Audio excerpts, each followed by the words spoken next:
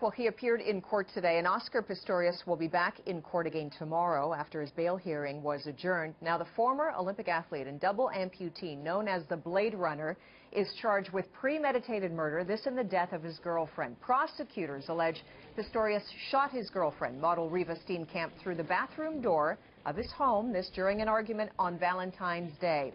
Pistorius says he shot Steenkamp by accident, thinking she was a robber. Joining us for more on this, Laith Gafour joins us. He's the principal and managing director of Lucentum Sports and Entertainment Law, and he's with us in studio. Good to have you with us. Thanks, Jackie. What do you make of what happened in court today? I mean, we heard the defense essentially say it was an accident. What did you make of the actual argument versus this charge of premeditated murder?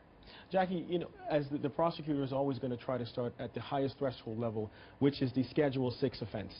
And so it's not unusual for the state to start at that level and work its way down.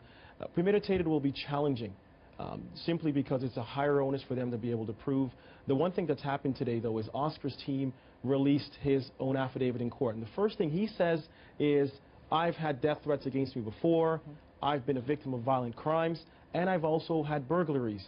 This is why I keep this 9mm parabellum on my bedside. So really, with the premeditated, you go deeply into the intent of the individual, and you know they've drawn their line in the sand today, and they're sticking to their time frame. And didn't you say in interviews before to the media, I think, that he also has the cricket bat at hand precisely for that reason?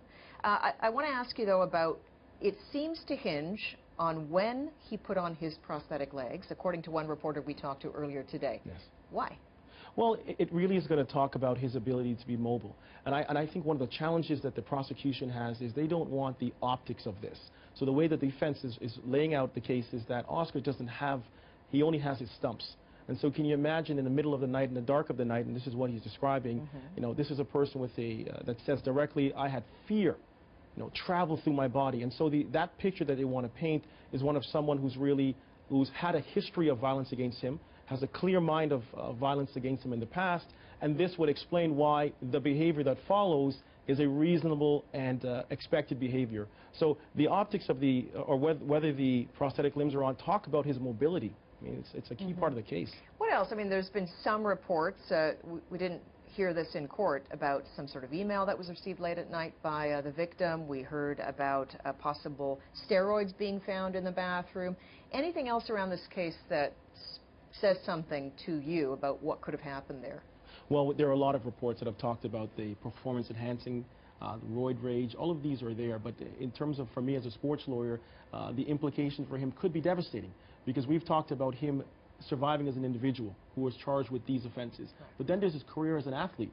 And so WADA, the World Anti-Doping Association, is aware of these. And so that has a direct implication on the relationship with his sponsors, who today we heard that Oakley, one of his largest sponsors, they have what they've called suspended ties with Oscar.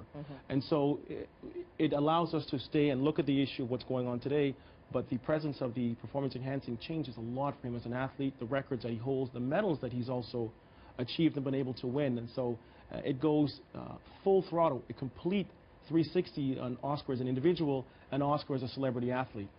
What are you watching for as a sports lawyer? What are you looking for as this moves ahead?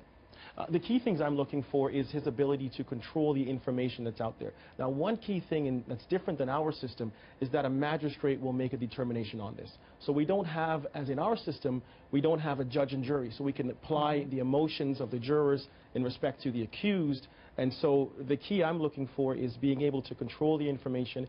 That the defense team needs to be very strong in the rules of evidence to make sure that they can get all of the reports that we are all feeding on, have that excluded at the trial. I'm looking at the issues of his sponsorship, which is a key part, the moralities clause that are a big issue that affect many athletes and entertainers today. And so part of what happens today will affect how other athletes and other sponsors who deal with their own athletes.